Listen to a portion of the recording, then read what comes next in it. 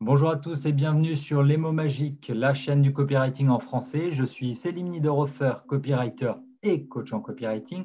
Et aujourd'hui, j'ai le plaisir d'accueillir Madame Aurélie Moulin. Bonjour Aurélie. Bonjour Céline, merci pour l'invitation. Écoutez, moi, ça me fait très, très plaisir parce que on va parler ensemble d'un sujet ultra important, un sujet que moi, j'ai découvert seulement à partir de 2012. La plupart des gens, allez, la moitié l'ont découvert en 2010. C'est Instagram. Voilà, moi je ne suis pas Apple, je ne suis pas du tout fan de la pomme, donc je suis toujours sur Android, sur Samsung, sur LG, là c'est un vieux Huawei. Instagram, donc à partir de 2012, c'est arrivé chez nous et vous êtes la spécialiste française. Votre compte c'est sur Instagram, 3 zestes de citron. Vous êtes coach Instagram, comment est-ce qu'on vous présente exactement? Oui, moi je me présente comme une experte en marketing Instagram. L'idée, c'est en fait d'accompagner les marques, les entreprises, les professionnels sur Instagram, les aider à avoir de la visibilité, faire rayonner leur activité et faire en sorte qu'ils arrivent à être visibles auprès de leurs prospects sur Insta. Et donc, du coup, moi, mon rôle, c'est de les aider en fait à savoir comment faire pour communiquer et pour être visible, vu, parce que en fait, sur les réseaux sociaux, Instagram, comme n'importe quel autre réseau social, on peut très vite parler dans le vide et on parle et il n'y a personne de l'autre côté. Donc, l'idée, c'est que les messages qui sont publiés soient reçus de l'autre côté par l'audience. Et donc, Bien moi, sûr. mon rôle, c'est ça, c'est de conseiller pour que les messages soient vus. D'accord. Voilà. Oui, mais c'est vrai que ça fait partie des questions qu'on se pose beaucoup sur cette chaîne. En gros, l'idée, c'est qu'on a envie d'être vu, on a envie de trouver des clients. Donc, moi, mon outil, c'est le copywriting. Vous, ça va être Instagram. Et effectivement, c'est décourageant quand on poste et qu'on voit qu'on a 9 likes. C'est triste, c'est dur. Alors, Ouais, alors moi, c'est vrai que les likes, ça fait partie de ces interactions qui sont les moins importantes sur Instagram, mais c'est celles que l'on voit aujourd'hui. Enfin, encore que Instagram, je ne sais pas si c'est le cas chez vous sur votre version, mais ils sont en train de les cacher. Donc, sur certains comptes, on ne voit plus le nombre de likes, on voit quand même le nombre de commentaires. Mais c'est vrai que c'est la première chose que l'on voit d'un compte externe. Sur notre propre compte à nous, on a accès aux statistiques et on peut voir d'autres choses, notamment la portée. Alors sur Instagram, ça s'appelle la couverture. La couverture, c'est le nombre de comptes qui ont vu nos posts. Et ça, c'est l'une des choses les plus importantes aujourd'hui. C'est, imaginons qu'on ait 1000 abonnés sur Instagram ou 10 000 abonnés, combien de pourcentage de gens vont voir nos posts? Et ça, c'est sur Instagram et de l'un des réseaux sociaux qui est les plus généreux de ce côté-là, puisque la moyenne, elle est entre 20 et 50%. Alors pour ceux qui font très bien les choses, c'est 50% des abonnés vont voir les posts sur le fil d'actualité, mais en d'accord, général, c'est plutôt 20%. Mais 20%, on se dit c'est pas beaucoup, sauf que quand on compare à Facebook, c'est bien moins de sûr. 5%. En portée organique, hein, bien sûr. Je ne parle pas de la publicité. Et donc, du coup, déjà, de se dire, il faut des abonnés, certes, il faut des abonnés qualifiés, sûrement, mais aussi, à chaque fois qu'on prend la parole, quand même, tous nos abonnés ne voient pas nos publications. Donc, comment fait-on pour qu'un maximum de nos abonnés puissent les voir, ces fameux posts, et ensuite interagir avec nous, ensuite acheter ce qu'on a à vendre et tout ça. C'est ça. On les appelle les uns après Donc les voilà. autres. Chaque fois qu'on poste, allô, je viens de poster. Ça, C'est ça. Non, ce serait une solution, mais ça ouais, prend non, trop de temps. Ça prend trop de temps, c'est ça voilà, le souci. c'est clair. Alors, comment on Donc, fait? oui, Comment on comment fait fait-on? justement? Question. Imaginons, allez, on va prendre un exemple. Euh, je crée un centre de yoga. Voilà, je me reconvertis, je crée une petite salle de yoga. Je suis Selim le yogi et je me dis, OK, je vais lancer un compte Instagram. Je commence à poster des photos. Moi, je veux pas que les gens fassent des likes. J'ai envie qu'ils viennent dans ma salle. J'ai envie qu'ils. Bien Enfin sûr. bon, là, c'est le Covid, donc on va dire, j'ai plutôt envie qu'ils achètent mes formations en ligne. Mhm. Comment on fait? Quelle serait la stratégie pour Selim le yogi? Alors, la première chose quand on démarre un compte Instagram, c'est de définir ses objectifs. Qu'est-ce qu'on veut faire? Donc là, les objectifs qui sont clairs. On a une formation en ligne, on veut des gens, on veut des inscrits à nos formations en ligne. Donc, on va utiliser Instagram pour ça. La deuxième chose, c'est qui est notre avatar? À qui on s'adresse? Qui on veut faire venir? Voilà. Est-ce qu'on s'adresse à des femmes, je ne sais pas, trentenaires, quarantenaires? Est-ce qu'on s'adresse à des gens plus âgés? Est-ce que c'est plutôt pour des CSP++, ou est-ce que c'est plutôt pour tout le monde? Enfin voilà, tout un tas de... La définition d'avatar, c'est une base en marketing, une énorme base en marketing, quel que soit le support sur lequel on communique, mais sur Instagram, on l'oublie très très souvent parce qu'on va directement dans la publication des contenus et on y va à fond, et en fait, on ne se pose pas la question de à qui on va s'adresser. Ouais, Et alors que ça, c'est ça la va vraiment base hein, dans déterminer... tout ce qui est Oui, oui, bien sûr. marketing et copywriting. Ça, c'est vraiment quelque chose qu'on partage ensemble, c'est la cible. L'avatar, Oui. ça, n'oubliez pas, hein, pour tous les spectateurs qui regardent, avant d'écrire le moindre mot, avant d'aller faire la moindre photo à poster sur Instagram, pensez à définir votre avatar, parce que c'est ce que dit Aurélie, que vous avez, enfin, quand vous avez 1000 abonnés ou quand vous en avez 10 000, si c'est 1000 prospects qualifiés, ça vaut beaucoup plus que 10 000, mais 10 000 Bien sûr. complètement aléatoires. Bien sûr. Et donc, à partir de là, donc, on a défini à qui on s'adresse, mais quel est, par exemple, puisque c'est un centre de yoga où on donne des cours de yoga, est-ce qu'on s'adresse à des débutants? Est-ce qu'on s'adresse à des gens qui ont déjà une pratique? Est-ce que c'est des super experts? Et donc, pour le coup, en fonction du niveau que l'on a, peut-être qu'on a plusieurs niveaux, et donc dans ce cas-là, il faudra qu'on adresse tout le monde via les contenus. Mais si ce n'est pas le cas, si on s'adresse à des super débutants, bah là, pour le coup, on va forcément, nos contenus vont être différents. Ça va être des contenus plutôt de découverte, d'initiation, de présentation de tous les termes. En yoga, c'est compliqué quand on démarre. Enfin, j'en ai fait un peu. C'est vrai qu'au début, je ne comprends rien. Toutes ces positions, tout ça, c'est pas évident. Donc, il y a pas mal d'évangélisation à faire pour des débutants. Donc, si on s'adresse à des débutants, pour le coup, on ne fera pas les mêmes contenus que si on s'adresse à des gens qui ont déjà un peu plus d'expertise. On a l'avatar, on adapte le contenu, donc on va créer des contenus. Alors si on est sur du yoga, on va plutôt faire de la vidéo pour le coup que des photos, puisqu'on veut montrer des positions, on veut accompagner des gens. Voilà, il y a des sessions qui vont durer plusieurs minutes, voire faire des lives. En cette période de confinement, il y a eu énormément de lives de Bien sûr. yoga pendant l'année 2020, et j'imagine que sur 2021, ça va continuer.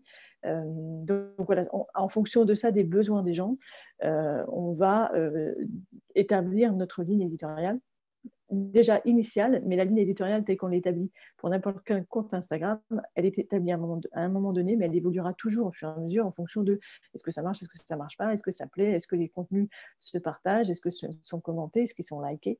Et donc, en fait, on va améliorer tout ça au fur et à mesure. Alors Donc ça, c'est c'est dur. Ça, le j'ai une question à contenu. vous poser. Pardon de vous interrompre, je suis désolé. Pas du On est tout. sur la ligne éditoriale. La ligne éditoriale, c'est quand même assez important parce que, bon, on va dire, je connais quelques profs de yoga différents qui ont des lignes éditoriales différentes, et il y en a une un jour qui m'a dit « Oh, mais c'est quand même horrible parce que Instagram, il faut toujours être à poil pour que ça marche. » Donc, quand vous dites il faut adapter la ligne éditoriale, Oui. moi je me dis ok, Selim le yogi, moi j'ai envie de le faire dans des jolies fringues, mais visiblement Instagram récompense la nudité, enfin récompense le fait d'avoir moins de fringues. L'algorithme, il a l'air de récompenser ça. Mais moi j'ai envie de me démarquer, j'ai envie de faire du yoga stylé, pas du yoga tout nu. Comment est-ce qu'on fait quand on a vraiment envie d'avoir une ligne éditoriale sérieuse? Imaginons, allez, on oublie le yoga, on va penser à tous ceux qui veulent partager des livres. Mais les livres, c'est quand même, c'est un peu sec, quoi. C'est pas très sexy, c'est pas vraiment valorisé par Instagram. Comment on fait quand on est dans ces business pas de l'amour? Bah, en fait, faut vraiment se concentrer sur la communauté, en fait, à qui on s'adresse, et vraiment échanger avec eux, savoir ce qui les intéresse, ce qu'ils aiment. Et en fait, ça, on va le savoir au fur et à mesure qu'on va poster. On va lire les commentaires, on va lire les messages privés, on va voir ce qui se partage, on va voir ce qui s'en dit. Et au fur et à mesure, on ne postera plus que des contenus qui plaisent, tout simplement parce qu'on est à l'écoute de la communauté. Alors, c'est vrai que le livre, c'est pas forcément sexy, mais c'est pas sexy pour Instagram, mais c'est sexy pour des gens comme nous, quoi. Enfin, si c'est des livres de marketing, des gens qui sont des marketeurs, ils vont aimer ces livres-là, donc ça sera sexy pour eux. La forme, le fond et la forme, après on peut se démarquer sur la forme je sais pas, graphiquement, en faisant des choses différentes. Il faut vraiment avoir quand même son identité, sa singularité sur Instagram, parce que sinon, si on fait comme tout le monde, ça n'a pas trop d'intérêt. Mais bon, c'est vrai que par rapport si on est belle et jolie sur Instagram, ça marche a priori mieux en termes d'interaction, mais est-ce que c'est en face, on a des gens qui interagissent avec nous qui sont des prospects potentiels? Je ne crois pas, en fait. Donc, on s'en fout, en fait, de ça. Ce qu'on veut, ce n'est pas le volume au global d'interaction. Ce qu'on veut, c'est des interactions qui proviennent de prospects qualifiés, d'abonnés qualifiés. Donc, franchement, sur Instagram, moi, les gens que j'accompagne par le biais de ma formation ou en coaching, je dis énormément ça, c'est un de mes leitmotifs, c'est de dire on ne veut pas le volume, en fait, on s'en fout, on ne veut pas avoir plus d'abonnés que le concurrent. Ce qu'on veut, c'est des gens qui vont nous acheter. On est là pour vendre, on fait du marketing, donc on s'en fout du volume. Déjà, accompagnons ceux qui nous suivent, qui interagissent avec nous, qui sont membres actifs de notre communauté, et livrons-leur ce qu'ils recherchent, ou en tout cas, cherchons à les satisfaire eux s'ils ont des besoins. Comment on fait pour les combler? Alors, encore plus dans le service, c'est plus facile que dans le produit, puisque le service, ça s'adapte et on adapte notre offre en fonction de ce qu'on perçoit des besoins de la communauté. Mais vraiment, c'est clé en fait d'être à l'écoute et de ne pas chercher le volume. Déjà, quand on a même 1000 abonnés, parmi ces 1000-là, combien il y en a qui sont vraiment des abonnés qualifiés et qu'on peut essayer de convertir en clients plutôt que d'aller toujours aller chercher d'autres nouveaux abonnés. Occupons-nous déjà de ce que nous avons. C'est un peu, je ne sais plus si c'était Saint-Augustin qui disait le bonheur commence à partir du moment où on profite de ce que l'on a déjà, en fait, où on ne veut pas Bien plus sûr. que ce qu'on a. Profitons déjà de ce que l'on a et rentabilisons ça, en fait. Déjà, voilà. Mais quand on démarre, ce n'est pas évident. Quand on démarre, on a tous démarré de zéro. Donc, il faut vraiment s'armer de patience sur Instagram. Et puis, justement, quand on démarre, il faut faire surtout, donc il faut publier du contenu, certes, mais il faut aller aller faire des campagnes, moi j'appelle ça des campagnes de prospection, c'est-à-dire se rendre visible à l'extérieur de notre communauté, parce que les communautés, on n'en a pas, elle est toute petite. Bien sûr. Donc, il faut aller interagir avec des comptes existants sur Instagram que l'on voit, par exemple, commenter sur d'autres comptes pertinents. Si on a un compte de livre de marketing, eh bien, on va aller trouver ces gens qui s'intéressent au marketing auprès d'experts en marketing qui communiquent eux. On va aller essayer de nouer des partenariats, on va faire des jeux concours, on va faire des lives avec eux sur Instagram, se rendre visible à l'extérieur de la communauté, parce qu'en fait, voilà, ça au début, on n'a pas le choix, on ne peut pas compter que sur notre contenu, et je dirais que ce n'est pas que pour le début. Moi aussi, constamment, je ne compte pas que sur mon contenu, puisque je publie assez peu sur Instagram, je fais partie de ceux qui publient le moins, mais par contre, je fais beaucoup d'actions à l'extérieur. Et si on veut vraiment un coup d'accélérateur, si on a un peu de budget, la publicité, c'est ce qu'il y a de plus rapide et de plus efficace, puisque avec un peu de budget, on arrive, évidemment, là pour le coup, il faut être quand même un peu expert en publicité, mais il faut cibler les bonnes personnes. Et donc, du coup, en ciblant les bonnes personnes sur Instagram, on arrive à avoir l'exposition et être visible auprès des bonnes personnes. Donc, il y a beaucoup de stratégies pas différentes, mais cumulées, évidemment, ça donnera le résultat. Mais il faut toujours commencer par l'objectif, l'avatar, définir la ligne éditoriale et à partir de là, être à l'écoute de sa communauté. Bien sûr, ça c'est un mot qui revient beaucoup. Un mot qui revient beaucoup, communauté. Ouais. C'est important sur Instagram, de la développer. C'est très important, ouais. Parce que en fait, on prend la parole sur Instagram, quel que soit ce qu'on vend, des produits ou des services. Autour de nous, on rassemble des gens qui vont être fans, j'aime pas trop ce mot, mais qui vont aimer ce que l'on fait. Et on va avoir une relation vraiment particulière avec eux. Instagram permet ça, la relation en message privé notamment est très importante sur Insta, beaucoup plus que sur les autres réseaux sociaux. LinkedIn ou Facebook, par exemple, n'encouragent pas les échanges en message privé. Mais par contre, sur Instagram, ça se fait beaucoup, notamment par le fait que quand on publie en story, quand on envoie une réaction, on reçoit un message privé. Donc, à partir de là, se développe quand même beaucoup de conversations. Et des commentaires aussi. Donc, évidemment, on peut laisser des commentaires sur les publications, mais si on veut être bon et que nos posts fonctionnent encore mieux et que la communauté ou les gens, les abonnés qui nous laissent des commentaires continuent de nous suivre, il faut échanger avec eux, donc répondre aux commentaires. Parce que plus on va avoir d'échanges avec chacun de ces comptes-là, plus ces comptes-là vont voir nos posts en avant dans Bien leur sûr. fil d'actualité. C'est l'une des bases de l'algorithme, c'est valable aussi sur un LinkedIn par exemple, mais la différence, c'est que Instagram, contrairement à Facebook ou à un LinkedIn, ne va pas faire remonter des publications si elles ont été likées ou commentées. Alors, je ne sais pas si vous voyez trop ce que je veux dire, mais sur LinkedIn, on voit des fois remonter des posts de personnes que l'on a dans nos contacts parce qu'ils ont aimé un post ou ils l'ont commenté. Ça aussi, ça marche sur Facebook, mais sur Instagram, non, en fait. Les gens que l'on suit, s'ils likent ou commentent des posts, on ne le verra pas. Donc, en fait, Instagram ne permet pas la viralité des contenus comme ça. Ils ne vont pas être visibles à l'extérieur de notre communauté naturellement, sauf si on utilise des hashtags ou des choses comme ça, mais naturellement, non. Et donc, du coup, ça limite quand même la portée des posts et on est obligé de se concentrer sur cette communauté. Donc, voilà, ceux qui nous suivent, ceux qui interagissent avec nous, il faut vraiment les bichonner. D'accord. Voilà. Quand ils like, quand ils laissent un commentaire, il faut liker le commentaire. Si on peut, si on a assez de temps, répondre aux commentaires, répondre à tous les messages privés. Tout ça, c'est ça, cet esprit communautaire dont je parle. C'était ma question suivante parce que là, tout ça, j'écoute et je me dis, ah, mais c'est combien de temps par jour tout ça?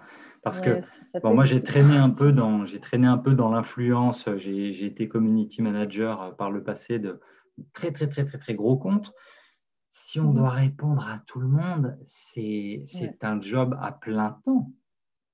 Ouais. Alors, quand les grandes marques, justement, ne le font pas. Et c'est normal parce qu'elles ne peuvent pas le faire, elles n'ont pas le temps, il y a énormément de volume. Et puis, justement, un community manager n'est pas le fondateur d'une marque, voilà, c'est un employé, entre guillemets, c'est pas quelqu'un qui porte le projet dans son cœur. Donc, justement, quand on est un petit entrepreneur, enfin, petit, c'est pas un péjoratif, mais quand on lance un projet ou qu'on est une petite équipe, eh bien, ça fait vraiment la différence auprès d'une audience, justement, qui et par ailleurs, être abonné suit aussi ces autres comptes-là de grandes marques, mais qui sont totalement impersonnels. C'est là où on peut jouer vraiment cette relation de proximité, justement via les commentaires, via les messages privés. Et on fait la différence avec les grandes marques, et ça, les gens adorent. Ils aiment les voir des visages humains, ils aiment voir qui est derrière chacun des comptes qu'ils suivent. Et donc, s'ils peuvent avoir une relation, ne serait-ce que juste un échange en one-to-one comme ça crée une relation qui est impossible à établir avec une grande marque.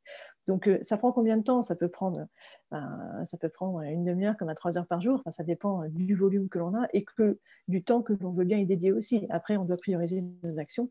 Évidemment, on ne peut pas faire que ça. Notre métier, ce n'est pas d'alimenter Instagram. Mais si, par ailleurs, ça représente un chiffre important, enfin une part importante de notre chiffre d'affaires, c'est quand même à mettre voilà, à faire en proportion de ce que ça nous apporte ou de ce que l'on souhaite que cela nous apporte. Mais c'est sûr que ça prend du temps. Ça prend du temps. D'accord, oui, oui, Instagram est très, très c'est ça chronophage. qui est dur à quantifier parce que moi, je vois par rapport à mes clients qui viennent me voir en copywriting, on parle d'acquisition, d'accord? On est là pour trouver Oui. de nouveaux clients, trouver de nouveaux canaux d'acquisition et on évoque évidemment le cas des réseaux sociaux, on évoque le cas d'Instagram. C'est pas évident de réussir à quantifier le temps qu'il faut passer dessus parce qu'il y en a beaucoup qui sont découragés à l'avance quand on leur explique tout ça, quand on leur explique toute Oui, la bien marche à sûr. suivre et de leur dire, bon, en fait, ce qui va compter, ça va être la régularité, outre la pertinence de Oui, ton planning éditorial, de ton contenu, de à quel point ça va être bon pour tes prospects, à quel point tu vas répondre à ta communauté. C'est le temps, la récurrence, toutes ces choses-là. Donc, oui. ça peut être un peu démotivant. Donc, est-ce qu'il y a des petites techniques pour accélérer la croissance sur Instagram? Accélérer, Légal, c'est je choisir. précise, Oui, oui, bien sûr, légal. bien sûr. Bien sûr. C'est prendre les raccourcis qui permettent, oui, effectivement, d'accélérer. C'est-à-dire, quand on choisit un partenaire pour faire un jeu de concours ou un partenaire pour faire un live, autant prendre quelqu'un qui a déjà une communauté bien établie et qui est bien suivie et qui a beaucoup d'interactions, qui a un bon taux d'engagement, par exemple. C'est-à-dire qu'il faut parier sur les bons chevaux. Et donc, D'accord. les bons chevaux, ce sont ceux qui fonctionnent déjà bien. Donc, dans le cas de partenariat, c'est évidemment ça. Quand on veut le faire, nous, manuellement, aller prospecter manuellement, c'est choisir, aller prospecter sur des comptes qui ont déjà une bonne communauté bien pertinente aussi. Voilà, c'est faire ça. Quand on fait la publicité, sur Facebook, je ne sais pas si vous en parlez dans votre chaîne YouTube, mais les audiences similaires, par exemple, c'est évidemment les audiences qui sont les plus efficaces en termes de ciblage et de retour sur investissement Alors ça, c'est très sur bien Facebook Ads et expliqué, hein. Instagram Ads. Si vous vous demandez en tant que spectateur qu'est-ce que sont les audiences similaires, alors là, je n'ai pas le livre d'Aurélie Moulin, je l'ai lu sur le téléphone, je l'ai lu Il est là. sur le Kindle, il est là, c'est le guide Il Instagram est là. publié aux éditions Erol. Alors, dans Voilà. son guide, en fait, ce qui est très intéressant, moi, ce que j'ai bien aimé, c'est l'aspect très pédagogique. Je vous avoue que la première partie, se créer un compte, tout ça, je suis passé rapidement dessus, mais c'est très bien C'est fait clair. justement pour les débutants. Il y a toutes les étapes, même si vous n'y connaissez rien, il y a vraiment toutes les étapes. Comment on démarre, comment on se crée un compte, comment fonctionnent toutes les statistiques, quelles sont les informations qu'on trouve dans le back-office. Donc les statistiques, c'est est-ce que vous êtes suivi plutôt par des hommes ou par des femmes, est-ce qu'ils sont dans telle ou telle ville. Ça reprend globalement l'outil statistique de Facebook, hein, pour ceux qui connaissent Oui. un peu. Et après, c'est vrai que vers la fin du livre, là, on arrive aux techniques de croissance pour aller encore plus vite, avec notamment comment est-ce que vous allez pouvoir créer une campagne de publicité sur Instagram. Et c'est ça qui est très fort, c'est que on a la version rapide pour, je dirais, la jeune entreprise qui a envie de faire vite et qui a envie de créer sa campagne en ligne sur le téléphone. Oui, c'est possible, mais il y a une astuce qu'Aurélie dévoile dans le livre, c'est que l'outil en ligne sur l'ordinateur, il est encore plus puissant. On peut encore mieux Ouais, cibler. effectivement. Est-ce que vous voulez nous en parler un petit peu?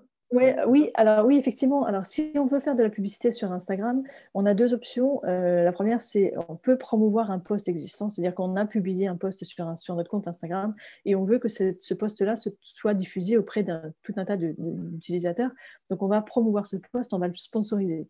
Ça, c'est possible de le faire depuis l'application Instagram. Et si on le fait, on nous présélectionne déjà des ciblages. Et donc, c'est bien parce que c'est rapide, c'est-à-dire qu'en 3 clics, on peut lancer une publicité, sauf que la pertinence de ce ciblage-là, elle est quand même très, très limitée. C'est-à-dire que, pour donner un exemple, soit on sélectionne des gens, sexe, âge, donc des femmes de 35 à 55 ans, par exemple, résidant en Île-de-France, on peut faire ça. Et on peut aussi afficher, prendre l'option plus supérieure qui est de dire je veux tous ces gens-là, plus le fait que ce soit des gens qui ressemblent à des personnes qui ont déjà interagi avec mon compte. Donc ça, on va dire que ça fait une audience similaire de base sur Instagram si on le fait via l'application. Par contre, si on le fait depuis le Business Manager, donc le gestionnaire de publicité en ligne sur l'ordinateur, je vous conseille vraiment de le faire sur l'ordinateur parce que c'est tellement On complexe voit que sur mieux, un ouais, mobile. il y a vraiment beaucoup de champs à sélectionner. Oui, effectivement.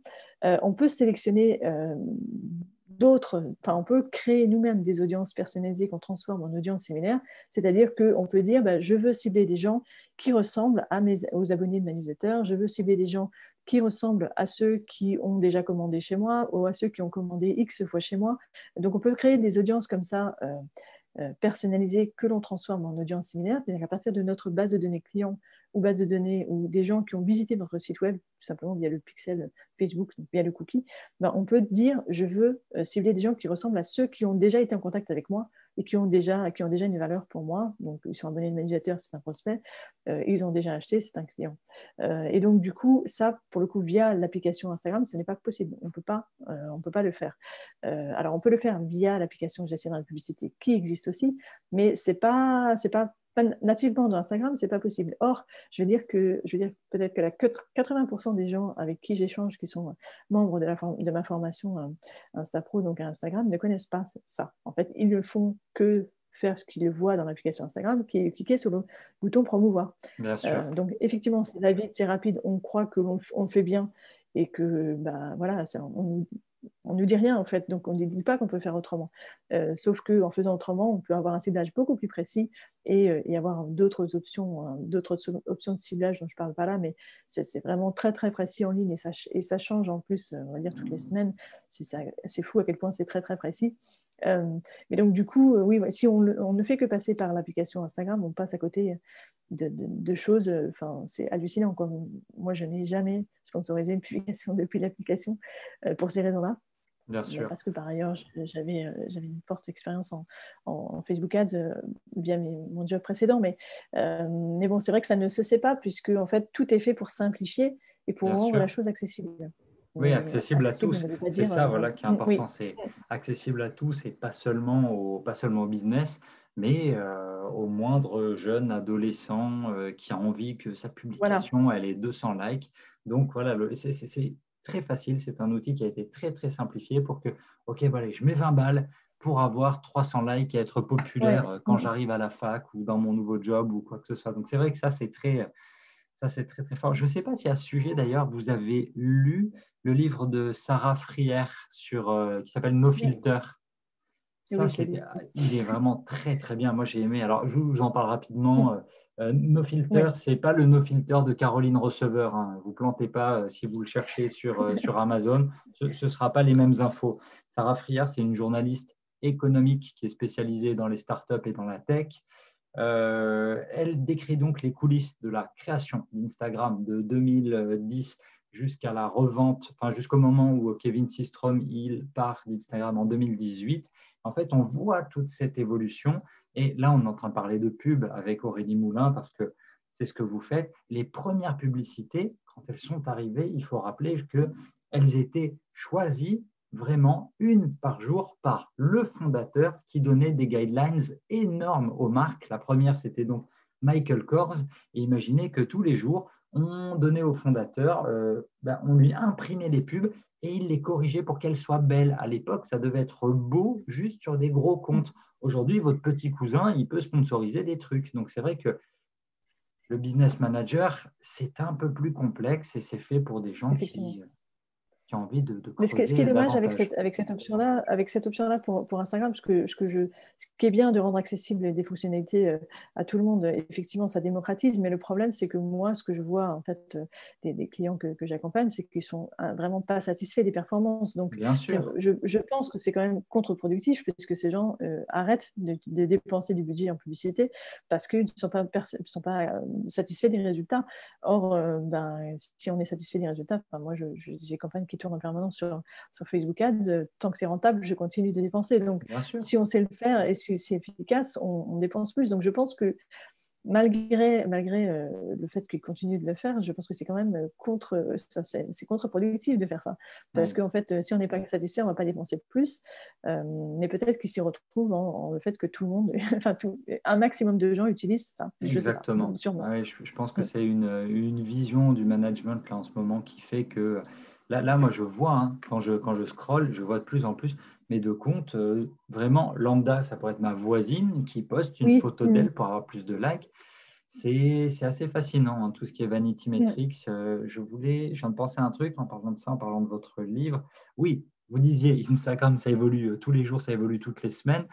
Très intéressant, du coup, dans le livre, vous ne parlez pas des Reels, les fameux Oui, formats ben non, vidéo tout effectivement. nouveaux, parce qu'au moment où vous avez dû Ouais. écrire, ça ne devait pas exister, je pense. Ça n'existait pas. Non, effectivement, j'ai fini d'écrire ce livre en août 2019. Les Reels sont sortis à l'été 2020. Donc, forcément, c'est pas dedans.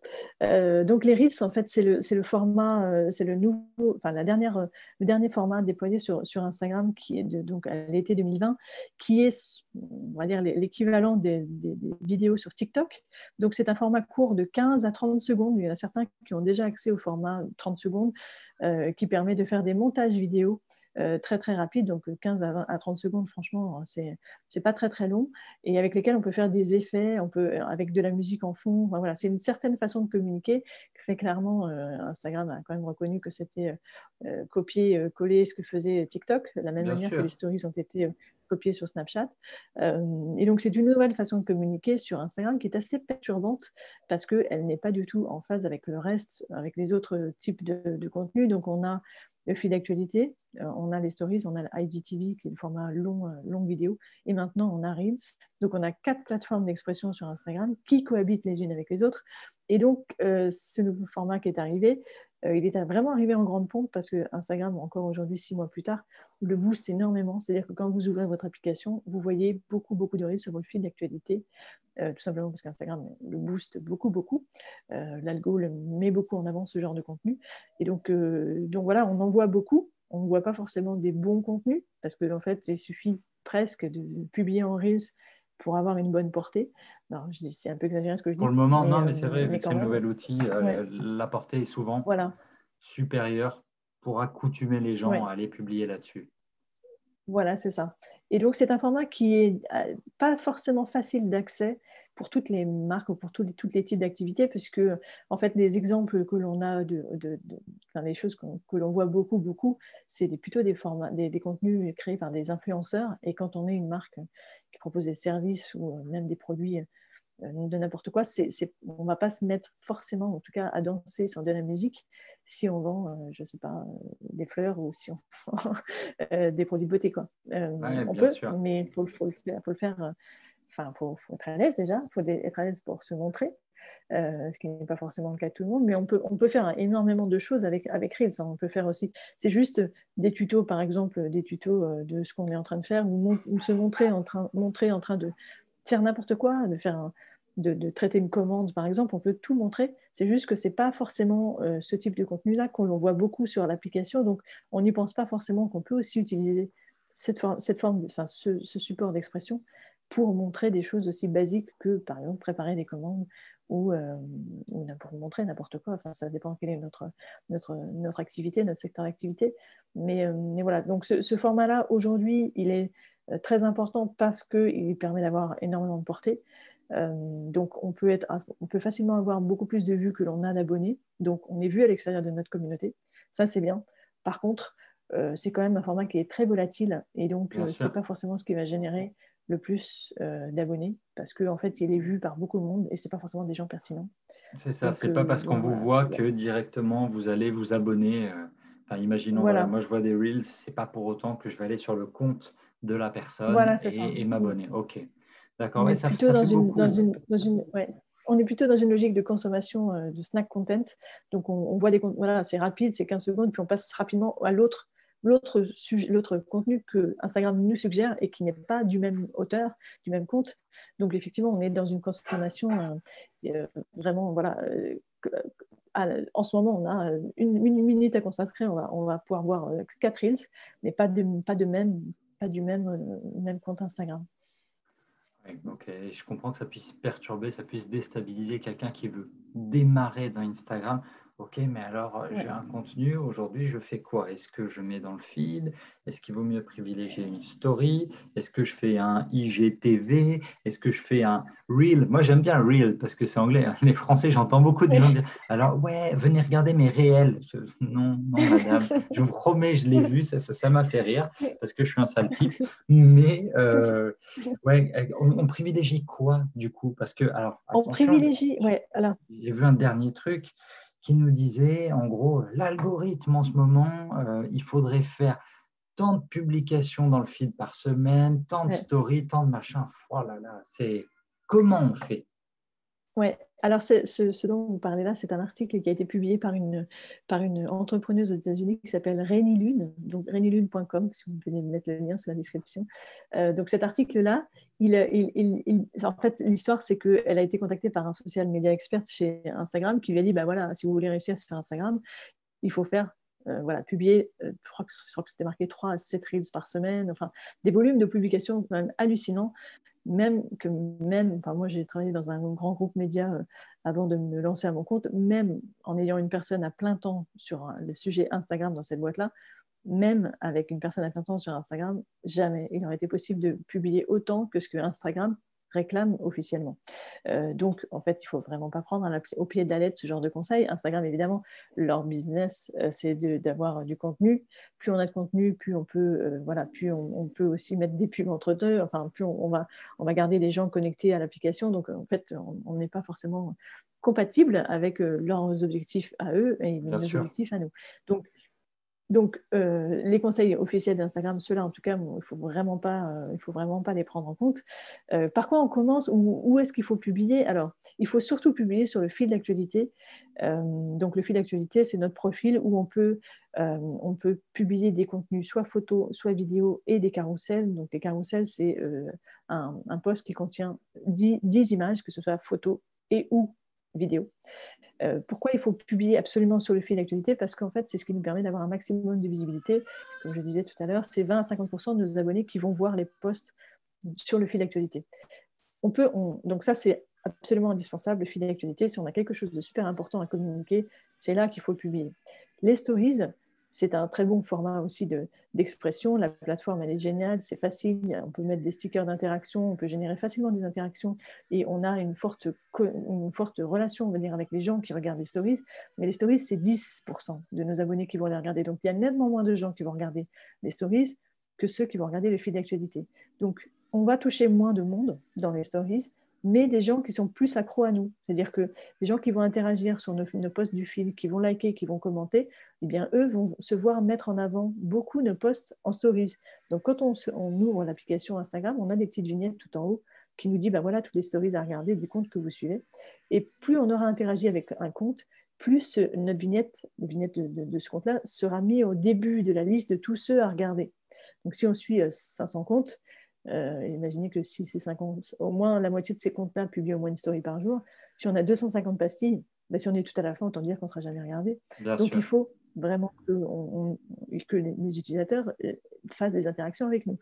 Et donc, les stories, c'est très important parce que ça génère un autre type de relation avec les gens. C'est le cœur de notre communauté. Je vais redire le mot communauté. Mais donc, vraiment là, on va avoir moins de gens qui vont nous regarder, mais des gens qui nous aiment plus, qui nous suivent plus, qui interagissent avec nous. Donc, c'est important de s'exprimer à la fois sur le fil d'actualité pour toucher plus de monde de nos abonnés, mais sur les stories, on va avoir une relation beaucoup plus privilégiée en one-to-one, puisqu'on échange des messages privés via les réactions. On va pouvoir générer facilement des interactions via les stickers, comme les sondages, les questions, les quiz, mais il y en a moins. Donc voilà, pour moi, les deux sont indispensables, mais si on doit vraiment privilégier un, c'est le fil d'actualité, vraiment, vraiment. Et les stories, c'est important pour le cœur de sa communauté, où c'est là où, par exemple, moi, les membres de ma formation qui me suivent sur Instagram, je vois quasiment tous les membres de ma formation qui regardent les stories. Alors que, évidemment, je n'ai pas tous mes abonnés qui regardent mes stories. Donc moi, typiquement, moi, j'ai 10% de mes abonnés qui regardent mes stories. Et dans mon fil d'actualité, c'est 50% de mes abonnés qui regardent mes posts sur le fil d'actualité. Donc, il y a quand même une grosse différence. Mais ceux qui regardent les stories sont quand même plus précieux pour moi parce que ce sont déjà clients ou des gens qui vont se transformer en clients. Ensuite, on a IGTV qui est le format long, qui est le long format donc censé être lancé pour concurrencer YouTube, ce qui n'a pas du tout été le cas. Ça n'a pas trop marché, non. Mais...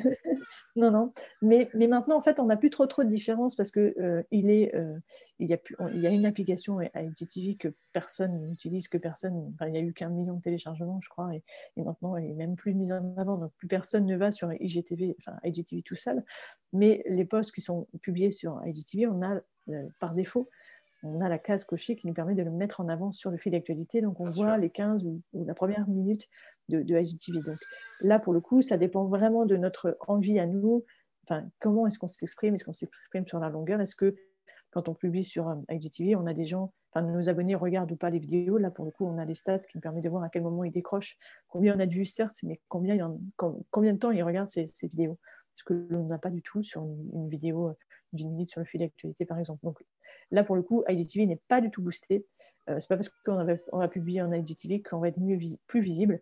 Donc, c'est vraiment en fonction de notre communauté. Est-ce qu'ils aiment ce type de contenu? Et ou nous, est-ce qu'on a les moyens de publier des vidéos longues comme ça? Est-ce qu'on peut produire des vidéos? Parce que ça coûte quand même plus cher si on veut faire des choses jolies.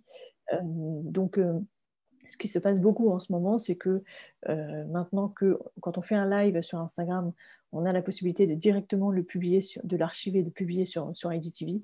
Maintenant, ce qui se passe, c'est que la plupart des comptes qui publient sur IGTV sont en fait des vidéos live qui sont publiées, partagées de façon permanente sur IGTV.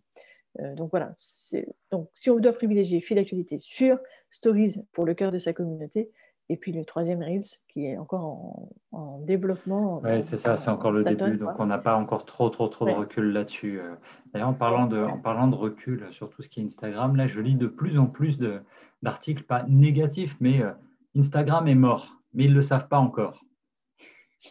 Est-ce que… Oui,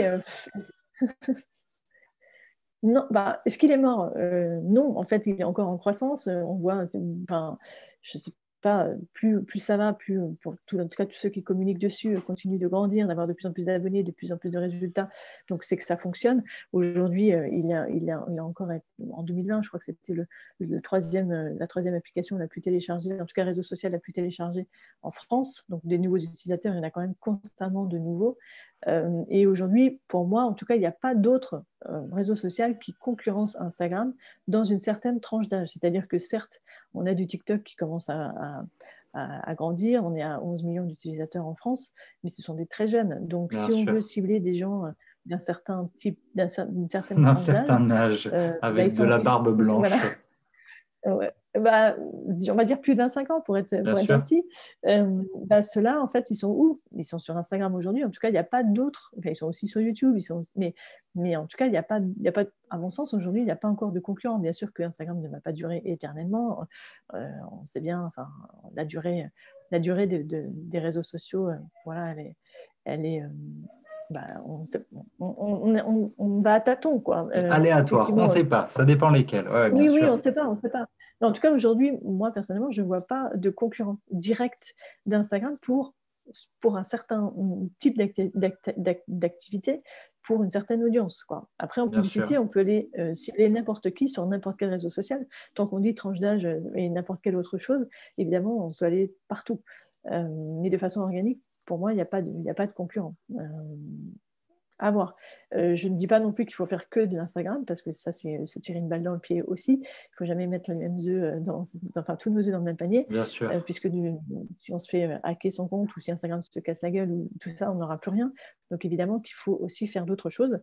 Euh, Personnellement, par exemple, moi, je suis sur LinkedIn et Instagram, mais c'est quand même Instagram, on va dire à 80%, le réseau social sur lequel je m'exprime. Et moi, ce n'est pas un bon exemple, puisque moi, je parle d'Instagram, enfin, je vends du Instagram sur Bien Instagram. sûr. Donc, Non, mais voilà. Mais je comprends.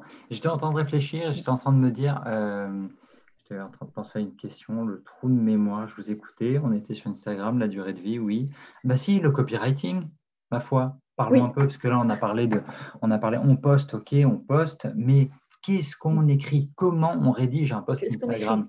Parce que moi, je vois beaucoup de citations de motivation, je vois beaucoup de posts très, très motivants.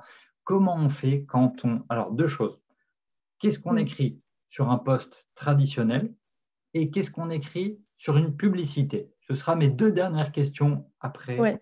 je vous laisse tranquille. Alors, pour moi, sur une publicité sur Instagram, on écrit la même chose que sur un post traditionnel. Pourquoi? Parce qu'en fait, Instagram est vraiment, enfin, cherche vraiment à faire en sorte que l'on ne considère pas une publicité comme étant une pub, mais comme étant une publication classique. Donc, il faut, enfin, déjà la visibilité du fait que c'est une publicité, c'est quand même très minime sur Instagram. On voit écrit en haut, c'est sponsorisé, mais c'est écrit tout petit à l'endroit où habituellement on voit que c'est une géolocalisation. Donc, enfin, vraiment, c'est pas très très visible. Sur le fil d'actualité, en tout cas, ça ne se voit pas trop. Donc, il faut essayer de se noyer dans la masse et faire en sorte que on ne voit pas que c'est une publicité. En général, quand on expose des gens à une publicité, il y a quand même énormément de gens qui se disent ah, c'est une pub, je passe. Bien sûr. Donc, il faut éviter de faire trop pub, justement. Donc, pour moi, on écrit normalement à peu près les mêmes choses. Bon, après, ça dépend quels sont les objectifs de chacun des postes, évidemment. Mais bon, qu'est-ce qu'on écrit sur une publicité, enfin, sur un post Instagram? Déjà, on a Pour capter 2200 caractères, ce l'attention. qui est quand même... Ouais, pour capter l'attention. On a 2200 caractères, ce qui est quand même assez long. Mais on a surtout que deux lignes de preview qui nous permettent de... Voilà, si on veut voir la suite, il faut cliquer sur suite. Donc, on a vraiment quelques mots, on va dire 10 mots pour capter l'attention. Donc là, qu'est-ce qu'on fait pour capter l'attention? Il faut essayer d'être assez créatif. Donc, on peut poser une question, on peut mettre des emojis, en tout cas, il faut vraiment soigner ces deux premières lignes parce que c'est celles-là qui vont attirer l'attention et qui vont inciter les gens à cliquer sur le suite. Il faut absolument qu'ils cliquent sur suite parce que alors il paraît qu'il y a 500 critères dans l'algorithme d'Instagram qui font que votre post va être mieux vu et mieux considéré. Le temps passé sur une publication est très important. Donc, plus votre texte va être long, et s'il est passionnant, évidemment, sauf si vous écrivez de la merde, les gens vont pas lire, mais il faut que quand même, si vous écrivez bien, ils vont lire jusqu'au bout votre post. Donc, essayons d'être passionnants, d'être intéressants pour capter l'attention. Donc, ce petit, comme le chapeau ou comme le titre d'un article, c'est les 2 premières lignes, donc on va dire 10 mots. Ils cliquent sur suite et ensuite ils lisent la suite. Il faut ils lisent un maximum pour passer du temps sur le post. S'ils ne cliquent pas sur suite, s'ils ne s'arrêtent même pas sur le post, bon, voilà, autant dire, Instagram dit le post, il n'intéresse pas, je m'en fous. Enfin, voilà, ça veut dire que je ne vais pas le montrer à plus de gens.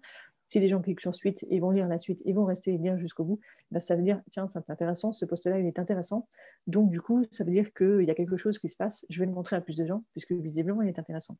Donc, il faut, le copywriting de base, c'est d'intéresser les gens, quoi. Essayer de capter l'attention, faire en sorte que ce qu'on raconte est intéressant et les inciter toujours à lire le prochain paragraphe. Ce que je vois énormément sur Instagram, et c'est très dommage, c'est que les gens ne formatent pas leur texte. C'est-à-dire que pour le rendre visible et facilement, il faut espacer, enfin, avoir des petits paragraphes et des espaces. Et ça, par défaut, dans Instagram, malheureusement, je ne sais pas si c'est un bug technique ou je ne sais pas pourquoi ils ne l'ont jamais réglé, mais en fait, on peut des fois faire des espaces, et quand on publie, ils n'y sont plus. Donc, tout est compacté à la suite, et c'est un texte comme ça, c'est 2200 caractères en un seul bloc, c'est juste illisible. Donc, pour ça, il faut vraiment faire attention, à mon sens en tout cas, pour que les espaces, les paragraphes soient bien séparés. Donc, soit on a la petite tactique qui consiste à chaque fois qu'on a un point, qu'on veut aller à la ligne, pour ne pas que Instagram mange la ligne et mange l'espace, il ne faut pas laisser d'espace après le point. Il faut que le point soit point sans espace et on va à la ligne 2 fois. Si on a un espace après le point, ce qui est en général ce qu'on fait, on écrit, on fait un point, on met un espace, Instagram va recoller tout ce qu'il y a en dessous. Bon, bref. Ça, en général, ça marche, mais pas toujours. Donc, qu'est-ce qu'on fait? On retourne dans modifier. Externes.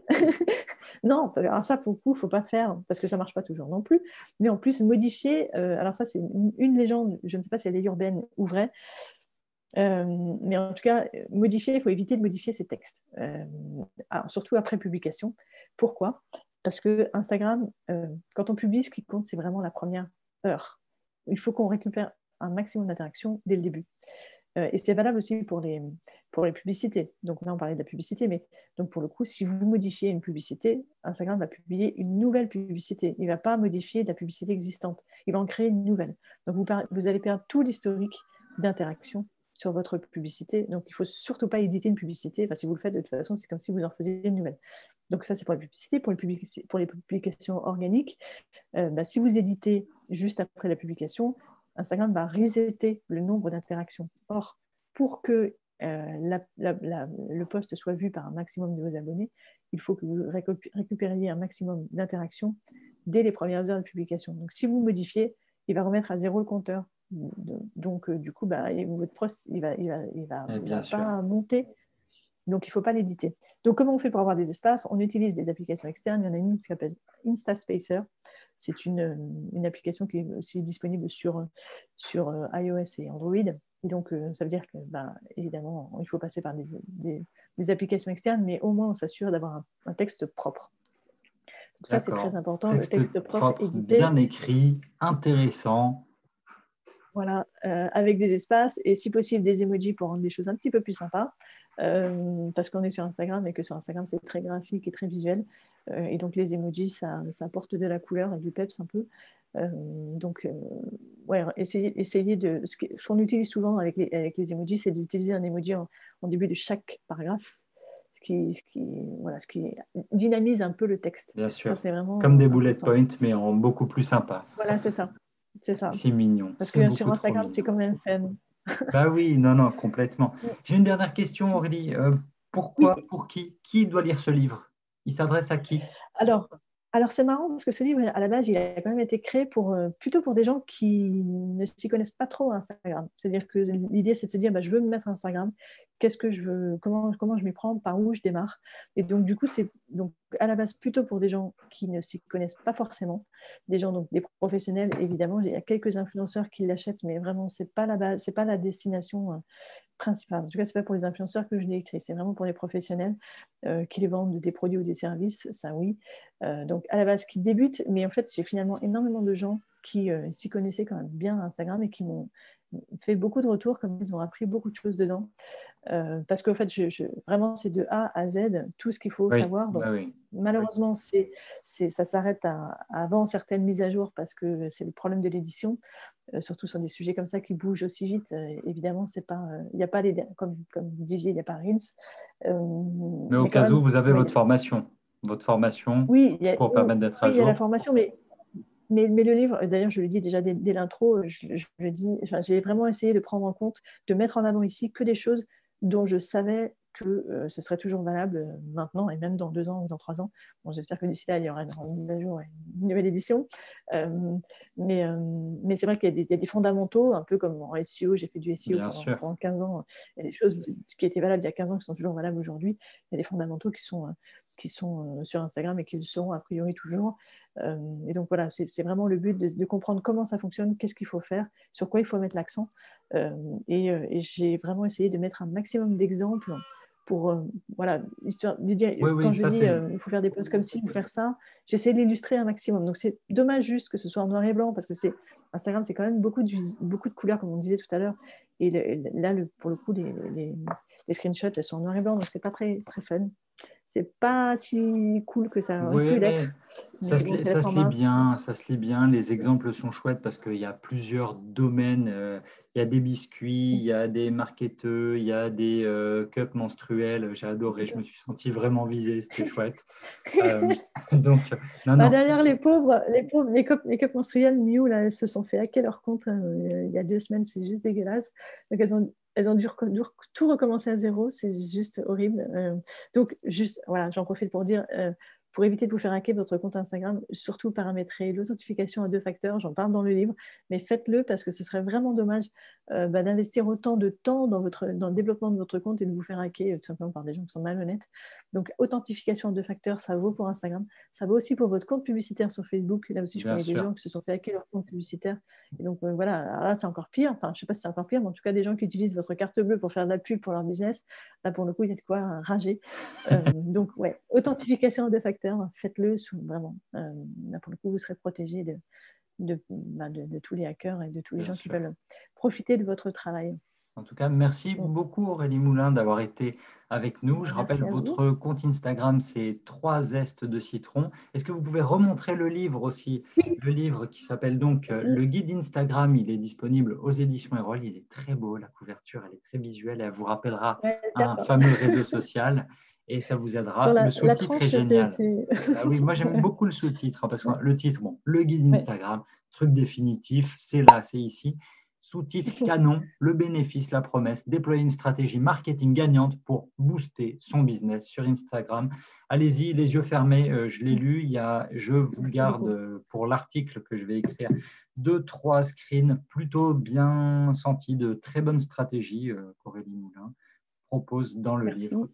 Merci à vous d'avoir été avec nous et on Merci se quitte beaucoup. ici pour aujourd'hui. On se retrouve très prochainement pour une nouvelle vidéo sur la chaîne Les mots magiques. Vous n'hésitez pas à commenter, à poser vos questions dans les commentaires. S'il y en a pour Aurélie, vous n'hésitez pas à la taguer. Elle viendra répondre parce qu'elle connaît le pouvoir de la communauté.